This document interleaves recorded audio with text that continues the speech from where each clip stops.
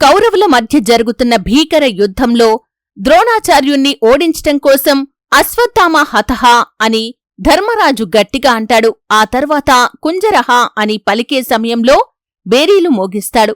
శ్రీకృష్ణుడే ఇదంతా చేయిస్తాడు. వాస్తవానికి యుద్ధంలో చనిపోయింది అశ్వత్థాముడు కాదు, అశ్వత్థామ అనే పేరుతో ఉన్న ఏనుగు. ధర్మరాజు మాట నమ్మిన ద్రోణుడు కొడుకు ఇక లేడనే బాధతో అస్త్ర సన్యాసం చేస్తాడు. ఇది అతనుగా గురువు ద్రోణాచార్యుణ్ణి చంపేస్తారు పాండవులు. ఆడుదాం ఆంధ్ర ప్రోగ్రాం గురించే ఇదంతా.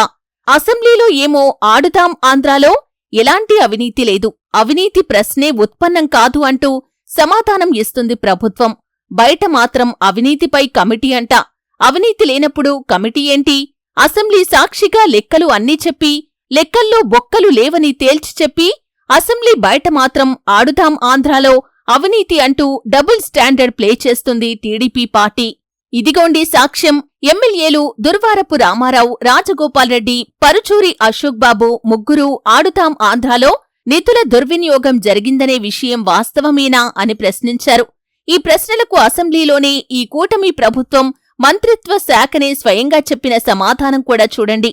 ఎలాంటి అవినీతి లేదు, కేటాయించిన మొత్తం నిధులను ఆయా క్రీడా సామగ్రికి ఖర్చు పెట్టడం జరిగింది అంటూ సవివరంగా చెప్పటం జరిగింది. అవినీతికి అవకాశమే లేదు, ఆస్కారమే లేదు, అలాంటి ప్రశ్నే ఉత్పన్నం కాదు అని అసెంబ్లీలో లెక్కలతో సహా చెబుతూ అసెంబ్లీ బయట మాత్రం ఆడుదాం ఆంధ్రాలో బొక్కలను వెతకటానికి కమిటీ అంటూ ఎల్లో పత్రికల్లో బురద పోసి మరకలు అంటించే ప్రయత్నం చేస్తున్నారు.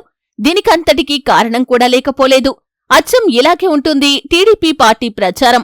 ఆడుదాం ఆంధ్ర అనే పేరుతో జగన్ ప్రభుత్వ హయాంలో ఏపీ రాష్ట్ర వ్యాప్తంగా గేమ్స్ పెట్టారు. ఎంతో బాగా జరిగాయి.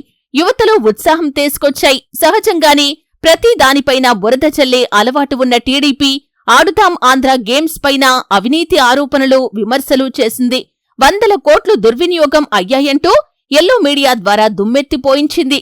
అప్పట్లో క్రీడాశాఖ మంత్రిగా ఉన్న రోజాపై లేనిపోని ఆరోపణలు చేసింది. ఇప్పుడు అధికారం మారింది, కూటమి ప్రభుత్వం వచ్చింది, టార్గెట్ రోజా అయింది. మాజీ మంత్రి రోజాను ఎలాగైనా జైల్లో పెట్టాలి, ఆమెపై కేసులు పెట్టించాలనే లక్ష్యంతో గతంలో ఆరోపణలు చేసిన ఆడుదాం ఆంధ్రాను తెరపైకి తెచ్చింది కూటమి సర్కార్. అసెంబ్లీ సాక్షిగా అవినీతిని బయటపెట్టాలనే ప్రయత్నం బెడిసికొట్టింది అనుకోవచ్చు. అయినా టీడీపీ తన టార్గెట్ని కమిటీ రూపంలో తెరపైకి తెచ్చింది.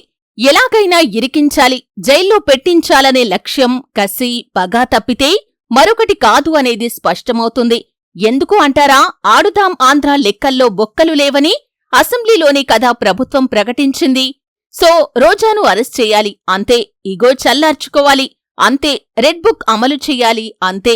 ఇంతకు మించి వీసమెత్తు అవినీతి లేదని కూటమి ప్రభుత్వం ఇచ్చిన లెక్కల్లోనే స్పష్టమైంది కదా.